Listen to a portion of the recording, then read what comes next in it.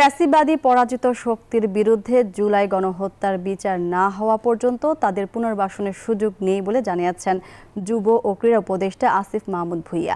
উপদেষ্টা পরিষদের বৈঠক শেষে ব্রিফিংয়ে একথা জানান তিনি। প্রধান উপদেষ্টা ডক্টর মোহাম্মদ ইউনূসের সভাপতিত্বে উপদেষ্টা পরিষদের সভায় এই সিদ্ধান্ত হয়। বিচারের আগ পর্যন্ত সম্পূর্ণ বিচার নিশ্চিত না হওয়া পর্যন্ত ফ্যাসিবাদীদের পুনর্বাসনের আর কোনো সুযোগ নেই। আমাদের যে গণভবন আছে এই গণভবন কখনোই আসলে এর যে নাম গণভবন, গণর ভবন হয়ে উঠতে পারেনি।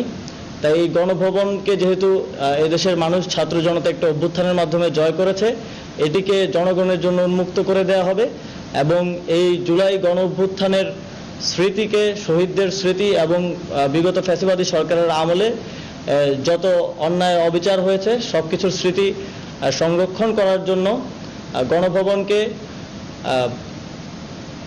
জুলাই গণ অভ্যুত্থান স্মৃতি জাদুঘর হিসেবে প্রতিষ্ঠা করা হবে।